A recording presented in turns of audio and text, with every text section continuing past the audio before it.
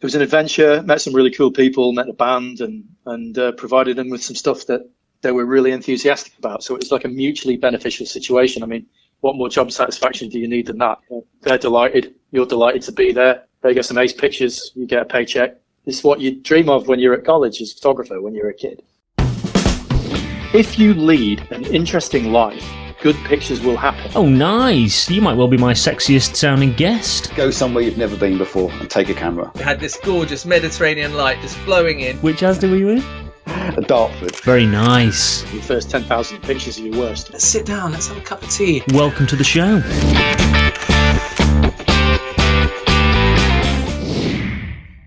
Folks, thank you ever so much for joining me, and welcome to the Standout Photography Show with me, Matthew Walker, where it is my honour and privilege to interview some of the finest working photographers in the world to unpack their systems, workflows, and find out what enables them to perform consistently at the very top of their professions.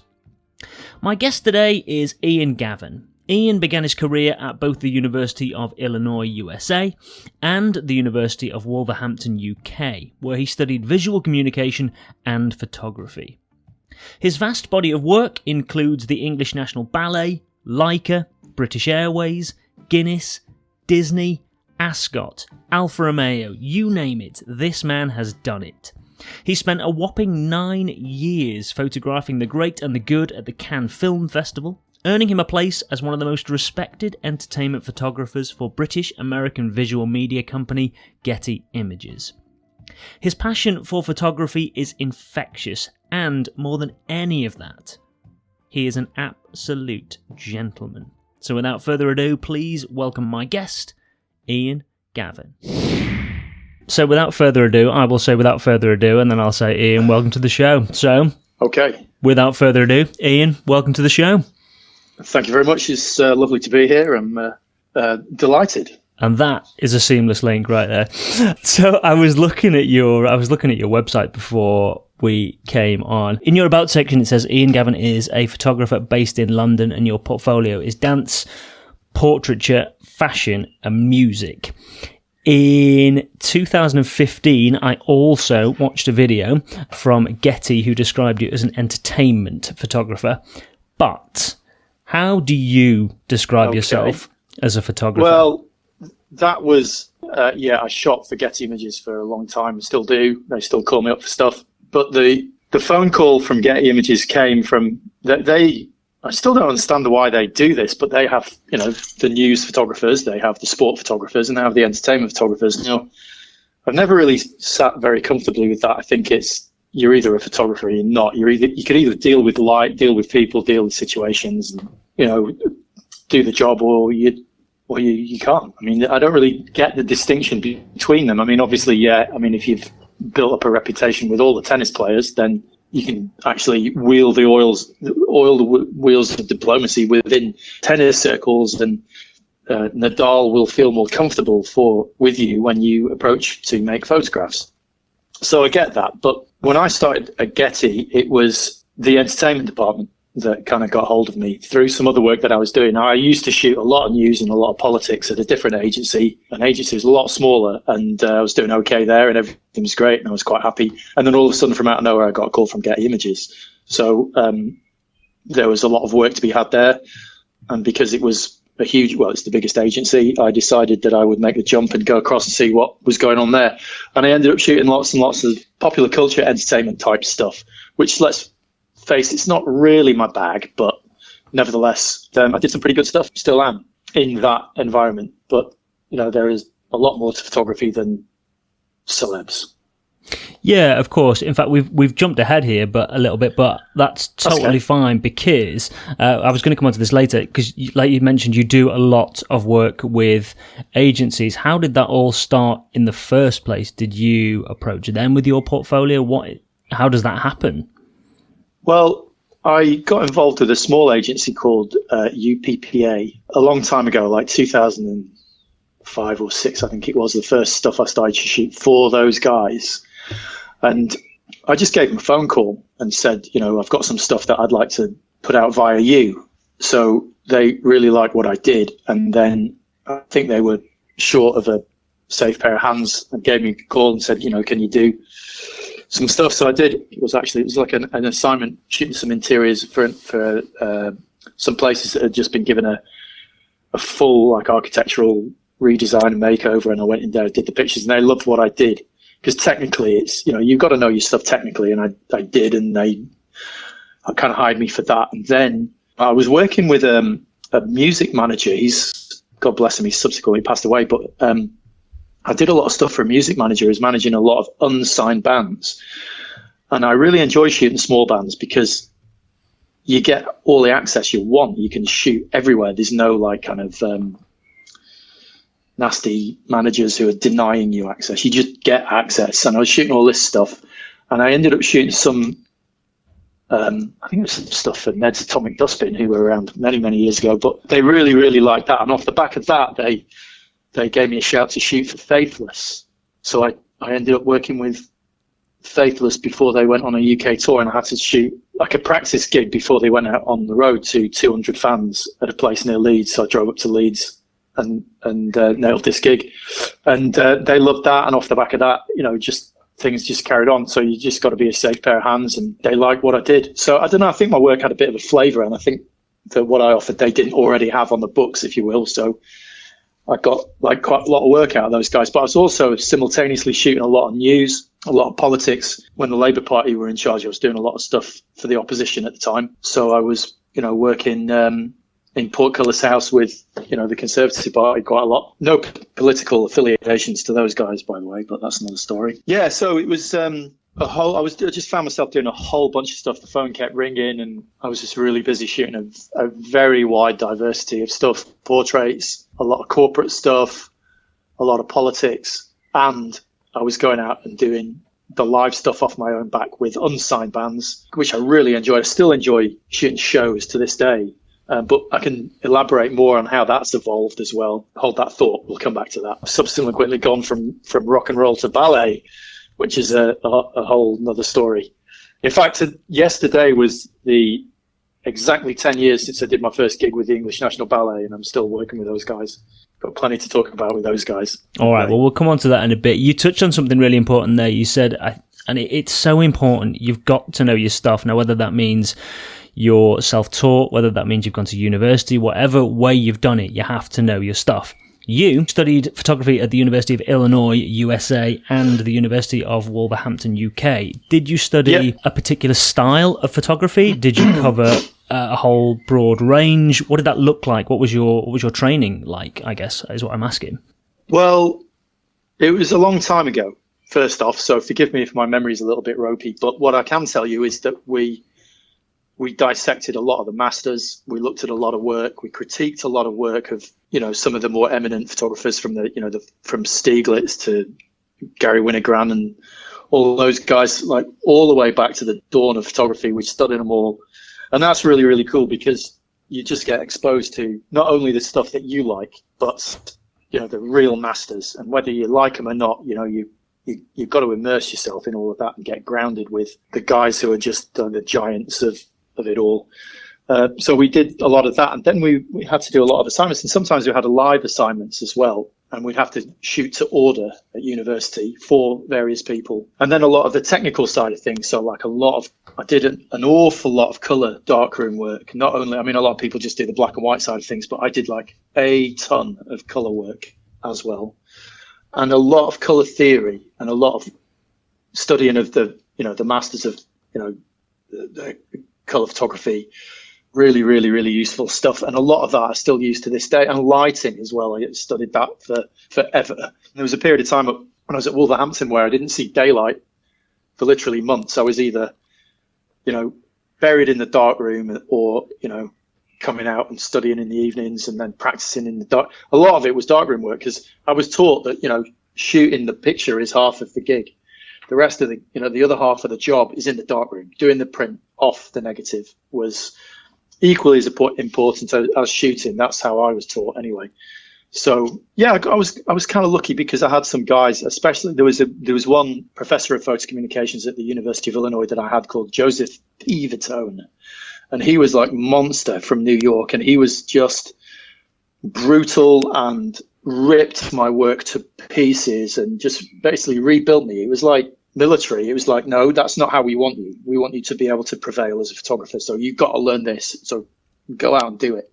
So he was pretty brutal, but I'm still in touch with the guy. Actually, he's I still ping him a message every 6 months or so, see how he's doing. And so I studied with him in '91. It's like a long time ago, but he's and one of the most important things he ever said to me was, don't like all of it.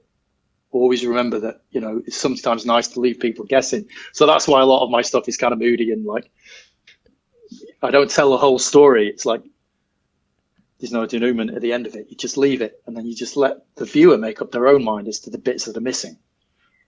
Don't like all of it. I love that. Love that. So, yeah, because, you look at, I don't know, like Instagram or whatever, and you just, so many just like obvious things. It's just like, oh, give me a break. So yeah, that's always a really good way to make pictures interesting, is just leave a bit of mystery in there. Giving away my trade secrets. Don't like all of it. I love that. I absolutely love that. So you mentioned then that during your training you had done shoot to order. So you'd had a great preparation for going into the real world. What was your first big job? Like, what was the one where you thought, wow, this is, I've kind of arrived here, so to speak? I guess the Faithless gig that I got, God, it was a long time ago now.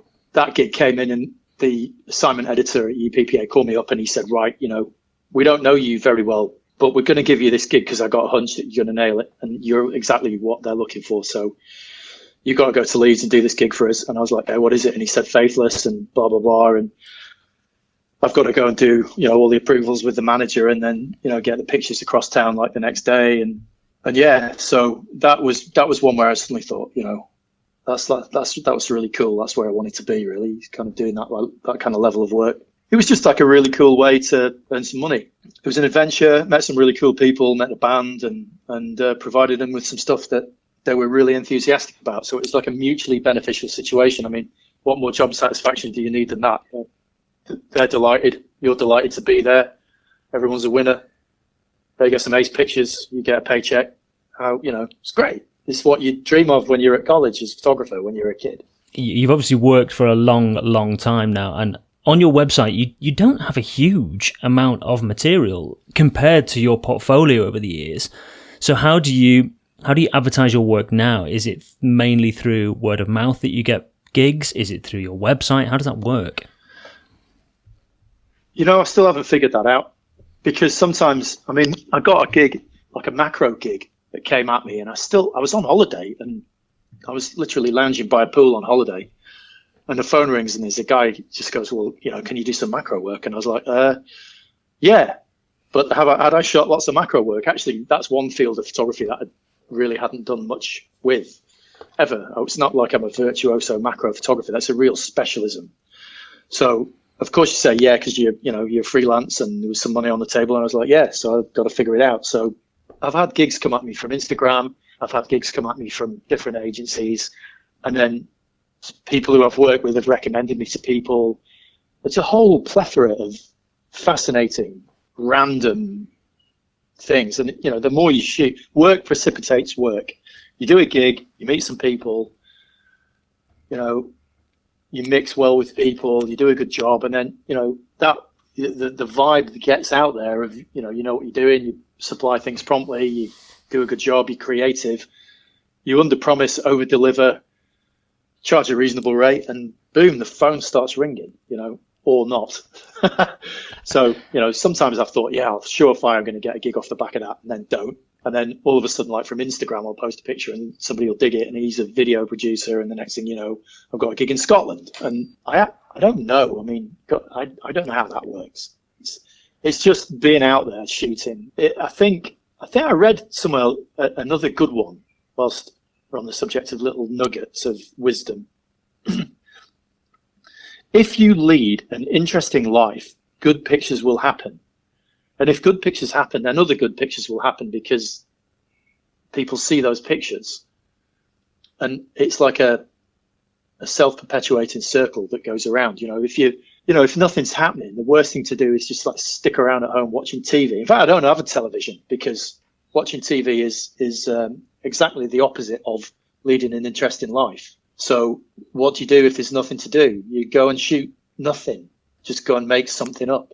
I used to challenge myself. I used to get off the train and it'd be about like a 20-minute walk home. So I'd go, right, I've got to get an interesting picture between the railway station and home. And it's a wet Wednesday night. It's pissing down and I've got to get a picture before I, get home. And so you take the long route on the way home and go and find a damn picture. It's just discipline, and that is one good thing about like just getting out there and shooting, even if there's nothing to shoot. I mean, I love doing street photography. Well, a lot of people call it street photography. I just call it photography. You just never know when you might see something like really, really, really cool. You'll just glimpse a transitionary situation and that's why I carry a camera all the time, because there was one time at Clapham Junction railway station, I'll never forget it, and I had the cameras on my back. I didn't have the camera in front of me around my neck. And there was an instance there that I missed a damn good shot, and it would have been awesome, and I missed it because I was lazy and I didn't have the camera on me. It was in the bag. And that's a fatal mistake. Absolutely fatal. So, yeah, just be always ready, because also if you shoot all the time, it kind of sharpens your synapses a little bit. You get more tuned in to the possibilities of what you could get. And you just never know when you could stumble across something and go, oh my God, that's great. And it just keeps you alert and keeps you looking for shapes, keeps you looking for shadows, keeps you looking for interesting characters. And then when you get a gig, when you get an assignment, you then deploy that skill set. Practice. I think it's been said a million times, your first 10,000 pictures are your worst. Okay, so go and shoot 100,000 pictures. It's the only way. And if you love it, you won't moan about it. Just go and shoot. That's how you do it. There's a lovely answer, and you kind of answered one of the questions I was going to ask, which was, do you carry a camera with you everywhere? Within reason, obviously. I actually went to buy a jar of pesto because I did the big shop last night and I missed the jar of pesto that we needed for tea. And I got it in the neck from the other half. So I had to go to the store to buy another jar, a jar of pesto that I missed the night before. I took my camera. 5-minute walk around a corner to the corner shop to buy a jar of pesto. I took a camera. So what kind of camera would you take for a trip like that? Because presumably a 5D and a 70-200 is a little bit obvious. Chance. So what do you take with you? Well, I don't know. I think a lot of people will call me names and hate me. I treated myself many years ago to a Leica and a 50mm prime. I've subsequently got a 28mm lens with that, which I kind of started to use more now. So yeah, I grabbed the Leica. It's always just there by the door next to my shoes. I treat it like I don't look after it. It's battle scarred, but I love it. So yeah, the Leica M10 is my weapon of choice. But not usually for assignments. For assignments, I use some other stuff. Okay. Well, we'll come on to that a little bit later on when we discuss gear. But I'm trying to keep it concise now. I like it. Answer your questions more succinctly rather than waffling. No, gosh, don't at all. Don't at all. That's what we're here for. You also mentioned the Instagram word, which when it first kind of arrived, we struggled with it a little bit. There was the crop just one by one. That's all you could do. There was some issues around copyright, but they seem to have kind of ironed themselves out a little bit, and there's a lot more photographers using it, including you, as you mentioned. You have 57.7 thousand followers. I'm just going to put that into context. I don't know how many I have, but I have about 700, which is none, basically. Well, a load of followers on Instagram is it's just the same as having loads and loads of monopoly money. It doesn't mean anything. I'm pretty convinced that this, I mean, all right, you get your kudos because you've got like a bunch of followers, but I don't really think it means anything, to be honest. I mean, I'm actually hemorrhaging followers like crazy, and I don't really give a crap. I don't mind it. I used to be spending far too much time on Instagram, and I had a bit of an epiphany where I just went, I'm not doing this anymore. And now I just post pictures that I like and just keep it ticking over, because, like I said, sometimes I get work through the Instagram, so I just try and keep it interesting and keep a standard, and don't post pictures of cats, and I don't post pictures of. I mean, I love coffee, but I don't post coffee pictures. I like that. You're absolutely right. Instagram, it doesn't mean anything, and the monopoly money is a really lovely way of thinking about it, actually. When you said you spent a lot... Okay. Go on. No. I was just going to say, there's a lot of photographers that would... It's kind of... Whilst it doesn't mean anything, there's a wonderful instant recognition you get from Instagram of people enjoying your work, and there are a lot of photographers that would kill to have that many followers. Did it happen gradually, or did you get like a snowball effect? How did it... Because it's a lot of people. It's a lot of people like that. Again, I don't get how it works, because there was a time, like a while back, where everything I was posted was going nuts, and now not so much. And I haven't changed anything, but they have. That's one of the things that made me go, this is just boring me now. So yeah, I chased it. I chased Instagram a lot for a while, and I really poured in effort. I'm not joking. I mean, I'm not like I never do anything like half measures. I'm all in or nothing, and I hammered Instagram like you won't believe. A lot of time on there.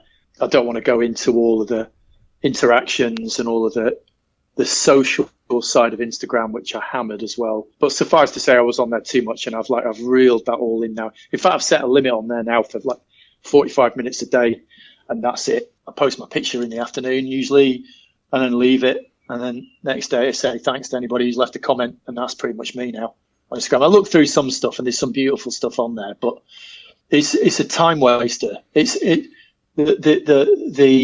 The advantages of being on Instagram are perfectly balanced by the amount of time you waste on Instagram. Yeah, I would agree with that. All right, well, a lot of it is poisonous, and I just can't be arsed with it. Yeah, and I would agree. I think Twitter, sadly, is very similar. I don't know whether you use Twitter, but I've noticed you end up going down strange rabbit holes of conversations, and sometimes it's just not healthy, essentially. Exactly, and I'm not on Twitter. I'm not on anything else. I have Instagram because it's pictures, and that's what it's all about. I don't leave descriptions, and I don't try and explain the pictures.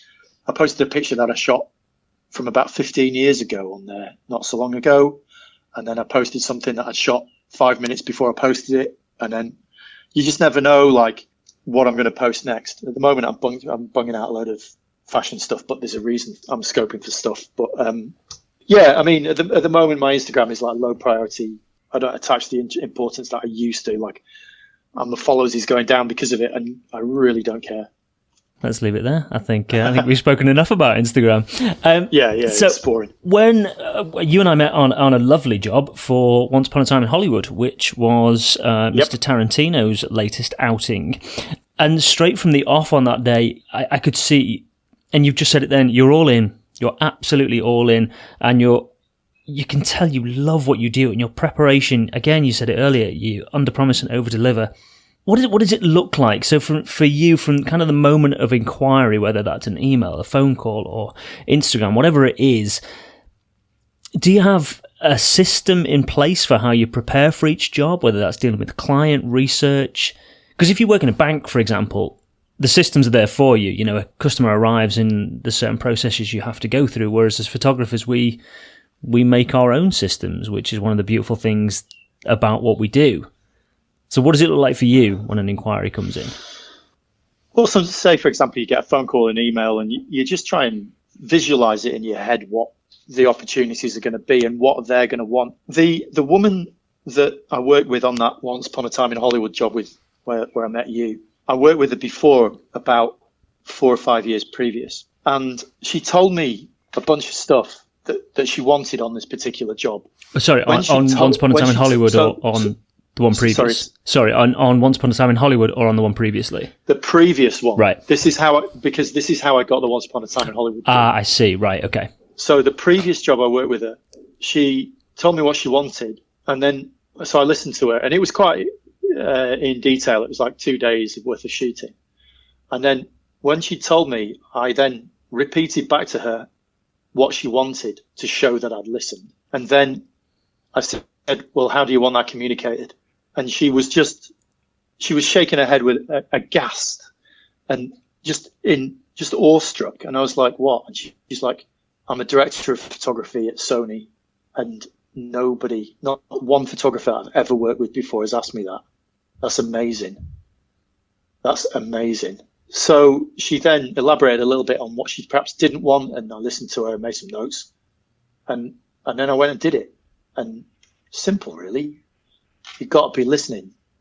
because the definition of professional is shoot to order. It's all right when you get hired. I mean, I love it when people hire me and say, just do what you do. Just go and be you. And that's a beautiful, beautiful thing and a compliment as well. But that's not always the case. Sometimes you have to shoot a whole week worth of stuff that you, in a style that you don't want to do, or that you're perhaps not very good at. And but then you have to apply yourself and execute it to order for whoever's paying you to do it. And I think a lot of professional photographers just think they get a little bit ahead of themselves, and they're just like, I'm an artist. I can go and be artistic and the client will love it. But no, that's not what being a professional is about. And it starts with listening to what people want. And that is sometimes kind of overlooked a little bit. People get a little bit complacent with that. But that's how I landed. That's why she called me up for that Tarantino Once Upon a Time in Hollywood gig. It's the age-old definition, isn't it, of doing the basics well.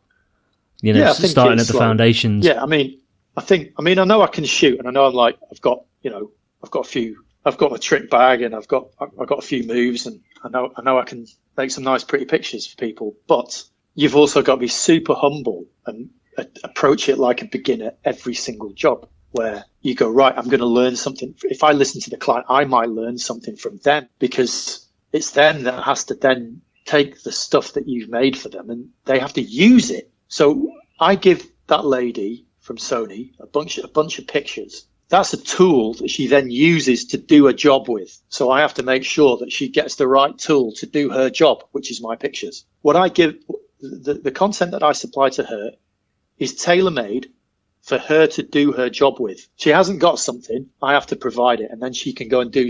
It's like chess. She hasn't got something, I give her something, and then she can go do something with the stuff that I've given her. And you have to listen to make sure that you give her the right content to go and do what she needs to do with that content. So that's the listening part. So you're going to have to try and edit that now. No, I'm not at all. I'm going to leave it exactly how it is. You mentioned then very briefly about delivering it to her. Let's journey back slightly and then we'll come to that. Yep. So what does it look like from taking the memory card out of the camera to delivering that final image? What is that process for you? Do you go through Lightroom? Do you go through the bridge? Do you go to Photoshop? What does that look like? Good question. I've developed over the years a pretty slick way and a fast way of condensing down the full take into a coherent story or a coherent set or a coherent lookbook or whatever it is. And to do that, I use Photomechanic, because that is the fastest way to separate the wheat from the chaff. Make a selection. So I go through, say I take 1,000 photographs. I will go through and pick out everything that is usable. I will pick not only the good stuff, but also the kind of fair to middling stuff as well. So sometimes you overlook some of the mediocre shots, but I include those into a quick, rough first edit, and that's quite an expansive set of pictures. So it's usually about half or a third to a half of the pictures. And then I import all of the usable stuff into Lightroom so that they sit on my database from that point on. So that years later, way after I've done the edit, I can go through all of the mediocre shots as well, and the second and third edits, if you will, and kind of really go to town on it later when the pressure's off, because that's a whole nother skill, is going through stuff. I mean, I was going through some stuff on my database from 10 years ago last night and re-editing some stuff. And it was great, because without the pressure, and it's sat there kind of fermenting for a decade, you can go back into it and you look at things differently as you change. I mean, 10 years ago is a long time, and it's I'm different now to how my eyes work differently now to how they worked back then. And to go through that stuff is wonderful. So that's why I always take more than I need into my database, because sometimes it's good to go through it later. But in terms of supplying a client, I will then chop it down further and edit it and condense it down further in Lightroom until I say exactly what I need to say and keep it kind of tight. And I will supply a first edit and then a remainder edit as well, however the client wants it, in a Dropbox or a WeTransfer or a PDF or whatever way they want it. I can do that in Lightroom. So Lightroom all the way. I don't use Bridge. Lightroom is crucial because of the database factor, and I can move pictures around into virtual portfolios later, and that is absolutely crucial. So typically, and I know this completely depends on the job, but if you've taken, say, 1,000 images, how many will you deliver, what would be your optimum? What would you like to have from that to say, there you go, that's my work? Man. Well, it depends on the job. It depends on the client. Of course. It depends, because they may have actually stipulated, we don't want any more than 35 images, or they might say, I want all of them unedited in RAW. Just drop them onto a hard drive and put them in the post. So it varies on the job. So, and sometimes I'm working with editors anyway who do the edit for me. It just depends. There's so many factors and so many different clients that it's different strokes for different folks. Yeah, of course. How do you feel about sending unedited images? Because ultimately you lose a certain... Yes, no, that's not my favourite way of working, because that's half a job as far as I'm concerned. Yeah. I like to be able to get the tonality right, and I like to be able to, work very, very carefully with colour and indeed black and white, like very, very careful conversions. There's more to photography than speeding it up. I like to do considered work the way I was taught, because I think people appreciate it when you take a little bit longer on it and make it really special. How do you approach a situation where potentially, because you do a lot of work with subjects, with models and things, how do you approach a situation where someone is maybe not completely comfortable in front of the camera, and it's your job to make them, to put them at ease, essentially? Good question. Yeah, some people are pretty damn hard work, but if you do a little bit of homework on them beforehand, if they're being hard work, you can usually say a few things that will distract them from what it is you're doing, and just let them know you're a human being, and that you're kind of not going to take too long, and you try and make it quick and painless. And sometimes if you show them you really care about what you're doing, and that you want it to be right, and that they get put at ease by the fact that you want to paint them in a good light, that's always a good way of doing it. There was one particular guy, and I don't want to drop any names particularly, but there was one rather famous chap who I had to do a portrait of him in a suite at the Cannes Film Festival, and I walked in there and he was pretty bloody obnoxious right from the off. But I'd done a little bit of homework on him, and I figured out that his mother was a photographer. So I thought, right, there we go, that's all I need. And he wouldn't take his sunglasses off. And I said, dude, man, I said, look, like you've got a ton of character. I really want to shoot you. And he's like, I've got to see your eyes, otherwise no point in me being here. That's the whole thing. Like, it's all cool, being at Cannes with your shades on and stuff, but throw me a bone. And he was like, I'm not taking my shades off, forget it. So I put the camera hanging by my side on its straps, and I looked at him and I pointed at him and I said, if I was your mum and your mum was asking you to take your photo because she's a photographer, you'd take your sunglasses off, wouldn't you? And he burst out laughing. He took his sunglasses off and he threw his sunglasses at me. And that was the shot, because as he took his shades off and I went up with the camera and he went to throw the laugh in, because he knew that I was a sinister little bastard, because I'd researched him. And he threw the shades and I got the shot. I love that. That's a great shot. I also love that you were ready for that shot as well. Well, I kind of half wasn't. I'm a big... I'm the kind of guy who says that if you don't use a viewfinder, forget it. You've always got to have the camera. You've got to have your eye on the view. I hate this Hail Mary style of shooting. Holding the camera out at arm's length in front of you. Forget it. That's not how you roll. But for that particular shot, I actually only got the camera kind of halfway in front of my face. I don't actually think I was in the finder at the time. I just loosed off a bunch of stuff.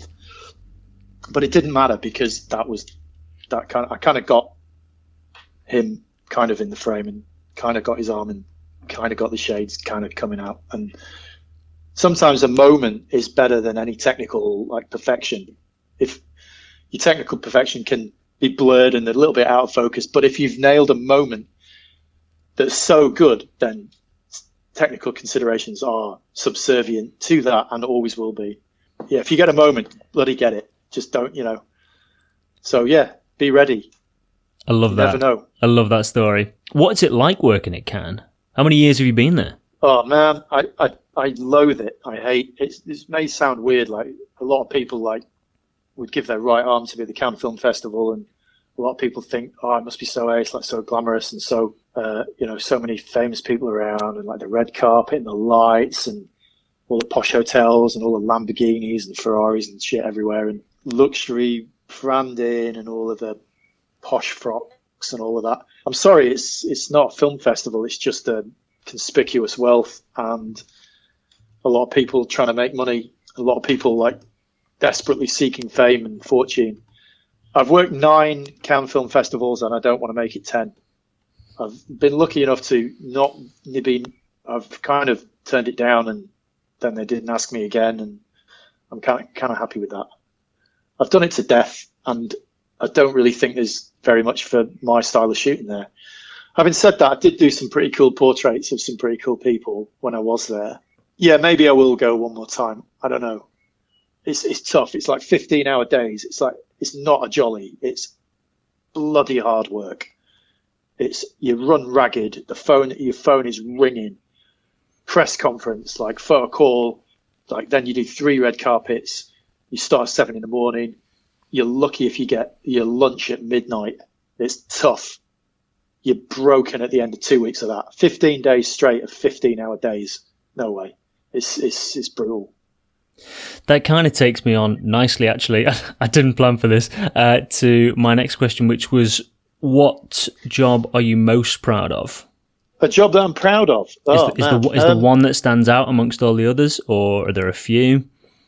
Well, what's really, really cool is when you get a gig and you just go, right, okay, it's just another gig, and then you get there and you just go, and you just think, oh my God, I have to absolutely nail this because I didn't realize that it was going to be this amazing.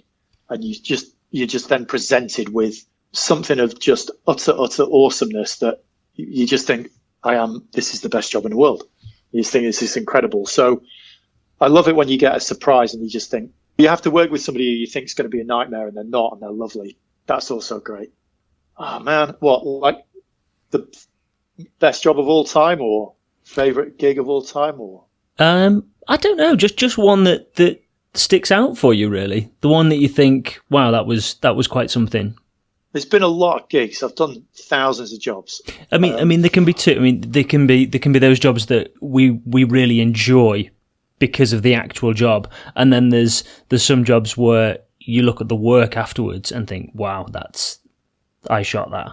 That's well, a recent one was the English National Ballet did Cinderella at the Royal Albert Hall, and I got asked to go down and shoot with there's another guy that they use. He's actually a dancer, and he's called Laurent, and he's a really nice guy, and we get on. And he was going to shoot it from like ground level, shooting out across, because it's obviously done in the round, because the Royal Albert Hall is like a great big arena, and it's like, so you can see it from all the sides, and the orchestra's at one end. And I'd had a really crazy long day that day, and I arrived there about 6 o'clock for the dress rehearsal. And I go up to where I was going to shoot it from, like symmetrically right down the middle from really quite high up. And I knew it was going to be pretty because they're always, the productions that they have are pretty spectacular, but this started, and right from the off, I was like, oh my God, this is ridiculous. This is on a whole, I've never seen a show like it. And I've got to just absolutely and I went from just in regular kind of shoot mode to being in like ultra red alert mode, where just the bell went off and I was just like, oh my God, and I just was scrambling to get more gear out of my bag and desperately trying to set up a second camera. And I think I shot about 5,500 frames in about 2.5 hours. There was literally smoke and steam coming out of cameras. I bruised my nose from throwing the camera against my face. My hands were hurting from holding the cameras. And then, of course, and then I'm up till 5 a.m. doing the edit.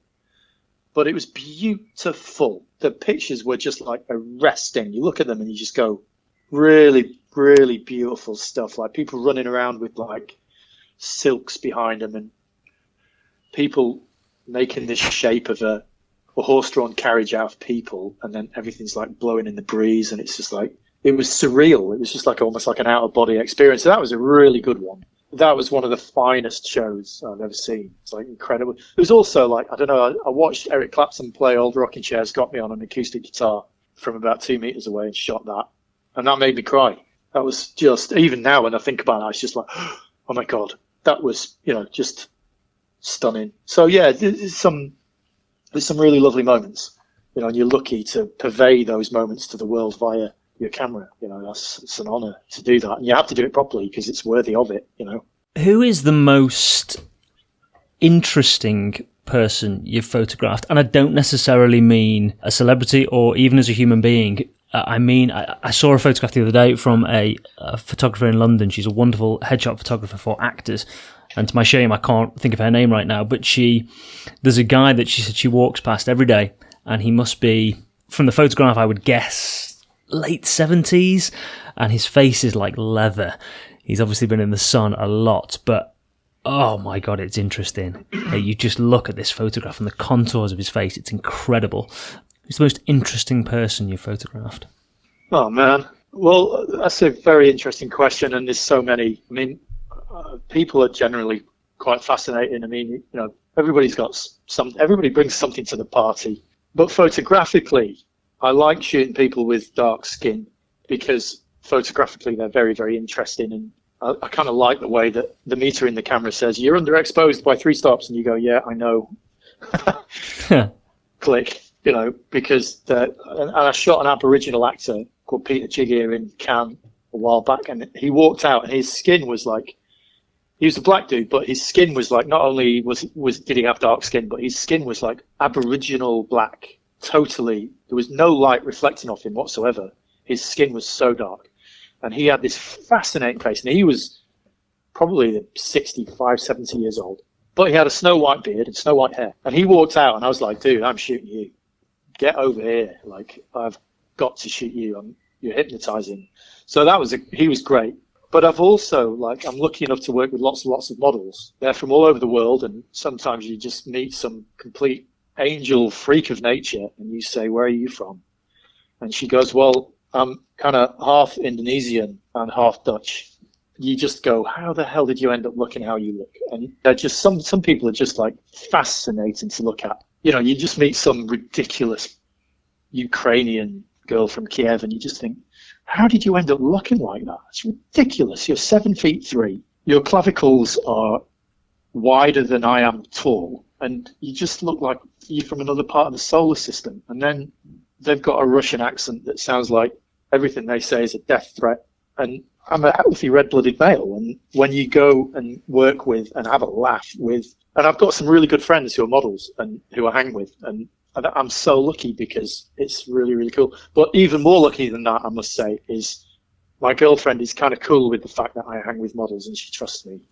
Mainly because I'm I'm 20 years too old to be fraternizing with 20-year-old chicks. So she kind of understands that I'm way past all that kind of shit. So I'm really lucky I get to hang with incredible Turkish models who are of Serbian descendancy. Women are from New Caledonia, and you think, well, hang on a minute, where the hell's that? And it's just like, or they're from, Korea, and you just think, this is great. You see 30 women in a room, and you say, where are you from? And she'll say, Germany. Where are you from?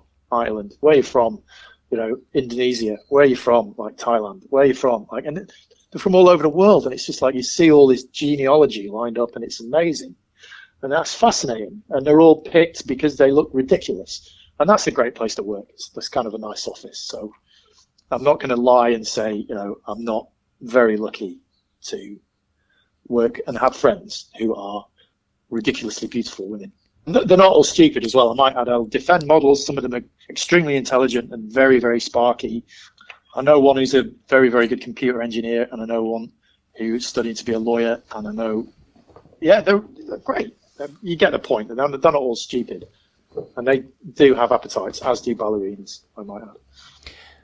It's a great answer. Now, I've seen you answer this before in an interview for Getty, and it's maybe the best answer I've heard to this question. I'm not prompting you in any way, but what is the most important item in your kit bag? Your attitude. There it is. It's honestly it doesn't the best matter what answer. you shoot with. A lot of people are, what camera should I get? I don't. Look, do you go to various websites to figure out what cameras to use? And then find a camera that works for you. I mean, what I work with isn't the same as what other people work with, and it's different strokes for different folks. Find a camera that you groove with. But it's not the camera that's the image. It's where you put your head, where you put the camera, where you put the camera lens, when do you shoot, from where do you shoot, who do you shoot, what do you shoot. That is all nothing to do with cameras. It's about finding that magical spot between the camera and whatever it is you're shooting, and when and how do you and what do you shoot? That's nothing to do with camera. The technical bit should be automatic. You should get to a stage where all the technical side of stuff is like you just deploy it without even having to think about it. It's like driving a car. You know where the gear stick is. You know where the clutch is. You don't have to go looking for it. You just drive down the road. It's about getting from A to B. It's not about, oh, I changed into third gear when I was doing 23 miles an hour. It's none of that. It's like, it should be automatic. You should be thinking about that. And I think if things get too technical, it gets a bit boring. You've just got to use your heart and soul to shoot, I think. It's a great answer. Bit of people's soul as well. Don't just get their image. Just get something more than just a picture of them. They've got to give something away in that picture somehow.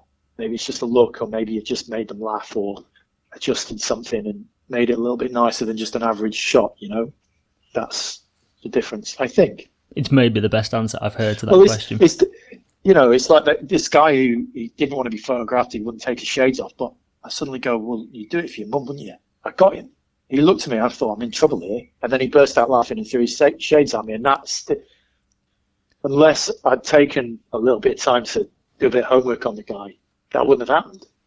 That's a great example, actually, because you could have the most expensive camera in the world, but if you can't get him to take his shades off, it's for nothing. You forget it, yeah. It's great. All right, I'll got a few more questions and then I'll let you go and enjoy the rest of your evening. If someone had £50 to spend to improve their photography, how would you advise they spend it?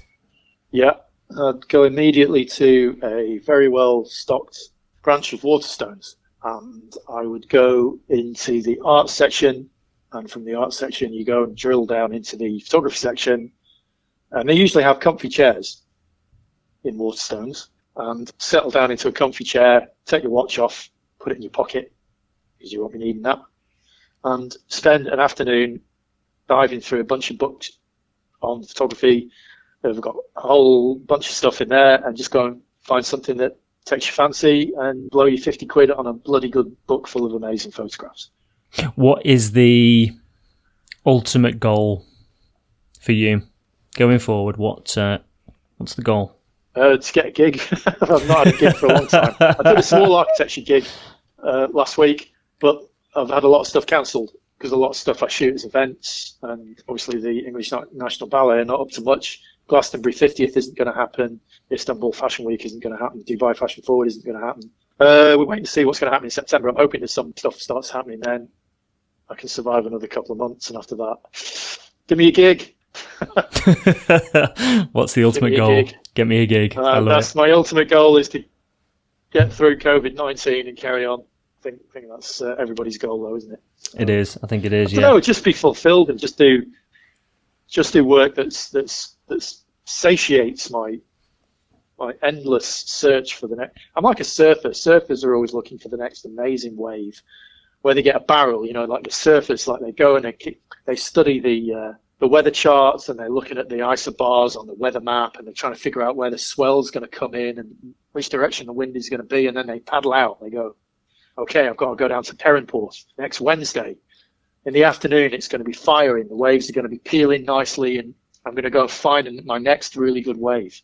And it's the same with me in photography. It's like I'm looking for the next gig where I'm like, oh man, that might be really, really cool. Can I get access to like make some really cool shots? Or, you know, is there anybody who could want to collaborate with on a personal project, even if it's unpaid? Just make art, you know. So God knows, it's just like I have to find the next wave. I have to find the next picture. I don't know what the hell it's going to be, but it's out there somewhere. And I might find it tomorrow as I cross the street. When I bend down to tie my shoelaces, I might see something and snap something that might be really, really cool. I don't know. It's just like, but I'm a photographer, so I'll be ready for it when it happens, because I'm just wired for that thing, really. The compromise is to get there. My God. I mean, no social life, no friends, no TV. I've not had a TV in my lounge since 2005.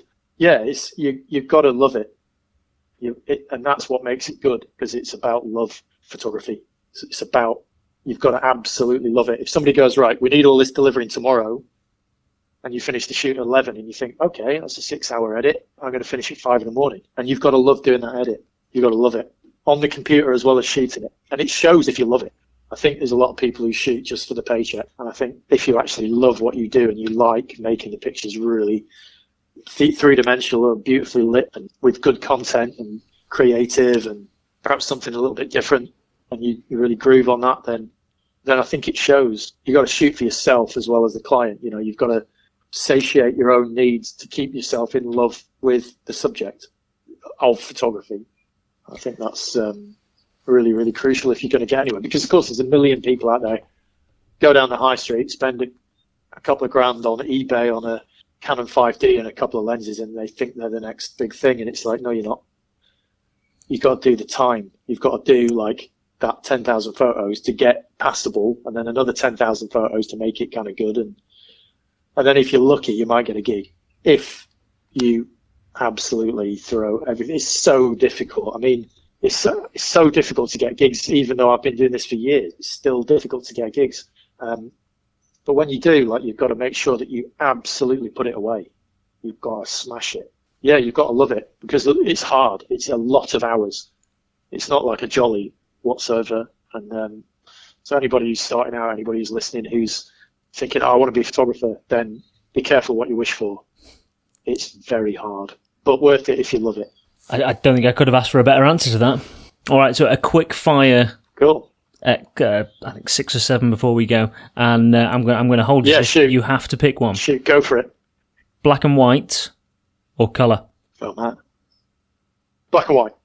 Although I do love colour, black and white is ace. Go on. Studio or natural light? Well, by studio you mean like using a flash, right? Yeah, flash or natural light. Both equally, but if I had to pick one, I'd probably say natural light. But if the natural light isn't any good, you better be able to have something in the bag to supplement that natural light with, to make it really beautiful. Okay, which you did actually during Once Upon a Time in Hollywood. Oh yeah. If I recall. These guys who just go, oh, I'm only an available light photographer. No, I don't never use light. Well, sorry, you're going to die. You're going to sink like a brick. If you can't light stuff, you're doomed. These guys go, oh, I'll never light stuff. Well, supposing the client wants something and then they close the blinds, right? Or they turn the lights off, then you're screwed. You got to light it. Do a portrait now and you're in a dark room. Forget it if you've not got light in the bag. It's very true. You fail. You are in breach of contract and you're in trouble. Learn to light. Learn to light. That's good. Learn to light. Yeah. Prime or zoom? Oh man. Ideally, prime lenses, but zoom lenses were invented for a reason. And when you're working at 100 miles an hour in a backstage area during Fashion Week, if you don't have a zoom on, then you're a bloody idiot. Fair. No, I am firmly in the digital school, but film or digital? Oh, man. Digital. The reason for that is, I mean, don't get me wrong, I know some photographers who are working exclusively with film and their colour work is utterly beautiful and it beats digital, but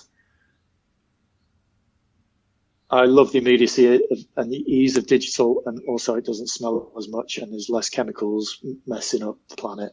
But I love film, utterly love it. Wish I should really shoot more film. But I am photographically very, very satiated with the tonality that I'm getting from color digital, and black and white digital is absolutely no problems with black and white digital whatsoever.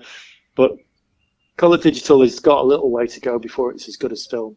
The tonality is just better with, if you throw like a medium format color transparency onto a light box and look at it with a loop, no matter what, the colors are better than digital, period. Okay, good answer. People or landscapes? People. Landscapes, man, you have to wait for days to get the light right, and then it's just a landscape photo. But oh man, people are 10 times more interested in any landscape, mainly because you can have conversations with them, make them laugh, make them frown, make them do stuff, and it takes a million years to change a mountain slope with erosion, you know. So people are way more interested in the landscapes. It's got to be the case. Okay. You know? All right, well, I'll tell you, I missed one actually. Why photography? And I think this is a good way to end it, because I know that is extremely broad, but for me, for example, that's a good one. You look at an image and you can never recreate that image. You could put another photographer with the same camera on the same time of day and take the shot, and you would not get the same image. It's unique, and that, for me, I think, is what That's right. I love about it. Yeah. Why photography? Yeah, everybody sees something differently. I think there was a piece in one of the Sunday supplements about when Prince William and Kate came out of the Lindo wing of the hospital with their kid, and there was about 100 photographers on the other side of the street, and they published about 30 or 40 pictures showing all the different perspectives and all of the different techniques and all of the different ways and vibe that were just two people standing on the doorstep with a kid. And it was unbelievable. There's so many people have different approaches to two people standing on a doorway with a kid. So there you go. Everybody sees stuff differently. But for me, photography, because it's the perfect combination of art and science. So you're capturing light, which, let's face it, is like, light is tricky stuff. It moves at 186,000 miles per second. It bounces around like crazy, picks up color, tonalities, and direction off other surfaces. And then you've got to bounce that off somebody and then capture the right amount of it on a sensor and then store it. It's quite amazing, really. So there's the scientific side of it, and then there's the art side of it, because you can get loads of beautiful kind of flavors of photography that suit or don't suit different people or places or whatever it is you're shooting. You have to shoot with the technological considerations of and limitations of how you're trying to achieve something, which is the artistic side of it all. But then you've also freeze-dried something in time forevermore. So, I was looking at some stuff of friends of mine that was shot like when they were kids, and you just think, God, that's beautiful to have that picture. I wish I had shot more when I was like a teenager. If only I'd shot more film when I was a teenager. It'd be so nice if I had more pictures of me when I was a kid and more pictures of my folks when, the pictures that you shoot today may be just snapshots, but you give them 20 years and look at them again, and that's what I'm talking about. You might just do an embarrassing snapshot of a friend of yours, and then they may not be around forever. They may emigrate, or you might lose them, or you can suddenly find a photo that becomes very, very, very precious 20 years after it was taken.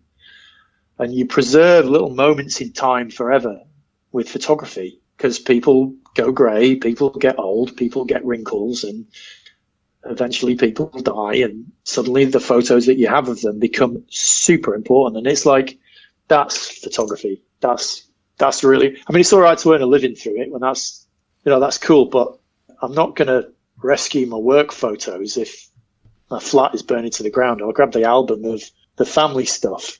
Those are the important ones. And that's, so shooting your friends and your family is just as important as shooting famous people, definitely, if not more so, 10 times more so.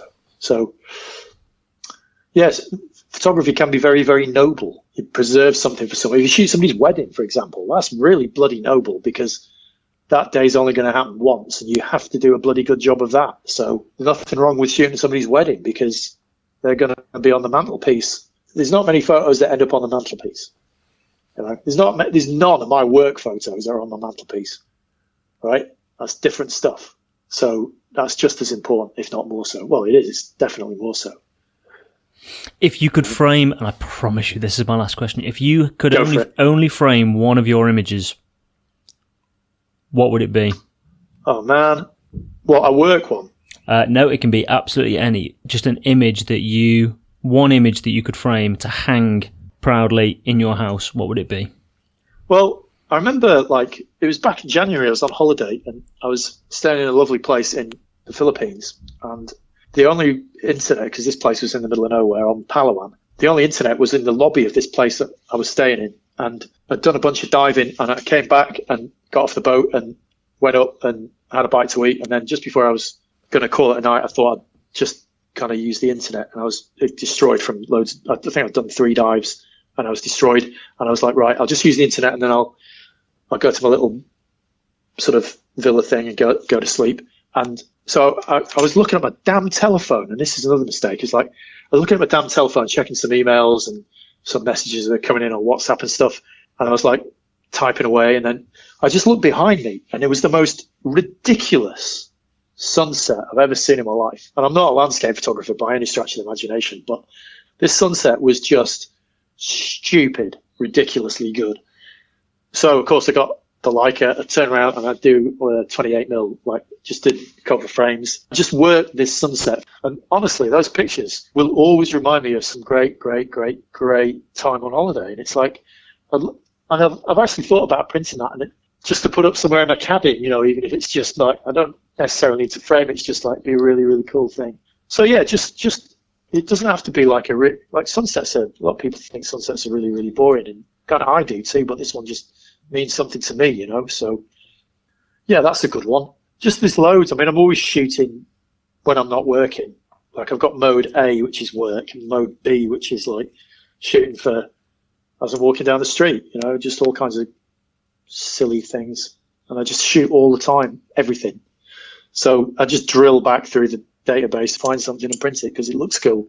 It's as simple as that, really. It's just like, nothing other than whimsical aesthetics. Whatever looks cool. Ian Gavan, you have been absolutely sensational. Thank you ever so much for joining us here at the Standout Photography Show. Thanks for having me on. I think thoroughly enjoyed that. It's the only thing I can talk about with any kind of reasonable coherency, so thank you for picking the right subject to ask me about. That was my conversation with Ian Gavan. A huge thank you to Ian for giving up his Thursday evening to share his passions with our wonderful community. If you'd like to find out more about Ian, you can find him on Instagram at IanGav, or visit his website www.iangavan.com. That is Gavan with an A, Gavan.com. And if you enjoy the Stand Up Photography Show, subscribe and download future episodes on Apple, Spotify, Stitcher, or wherever you get your podcasts. And if you can find time to leave us a 5-star review, we would absolutely love to hear what you think of the show and what you would like to hear more of in future. But for now, thank you for joining us. I've been Matthew Walker, he has been Ian Gavan, and you have been sensational. Until next time, take care.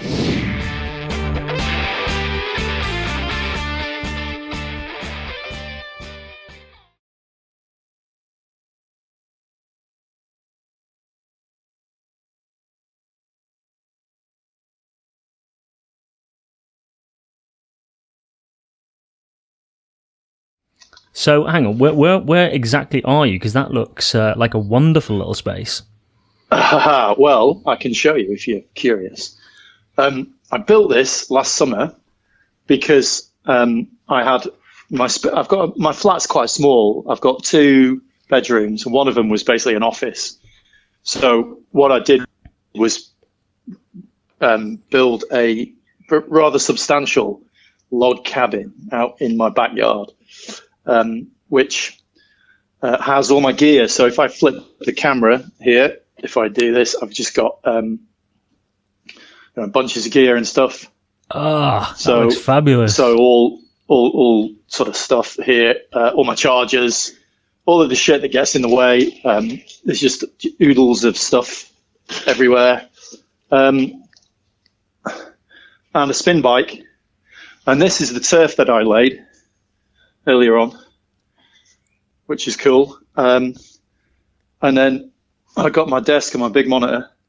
Oh, man, that looks great. Which is really cool. And then this is the bit, let me flip a light on in here, just to make it a little bit brighter. And then over the other side of the cabin, I got a squat rack and an Olympic bar and 140 kilos of weights and some adjustable dumbbells and a spin bike. So,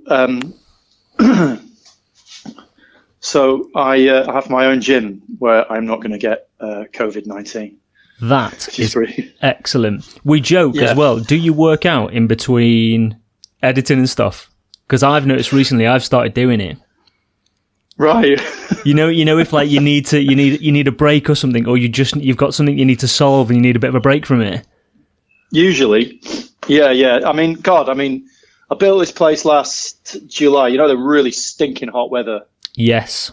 Built this place, and it was heroic to get this place finished and done. But it's double glazing, underfloor heating, got 3-pin power everywhere, insulated floor and ceiling, and the logs are like this thick. So it's like, it's not a shed, it's like really substantial. Proper roof shingles and it's. But the weird thing is, you know where the phrase cabin fever comes from? Yes. I've done a lot of work in here already. Like, right. I spent a lot of time at this desk. Yeah, like tons. You got yourself a proper man cave. You know, I get shit done, which is the whole purpose of the experiment, you know.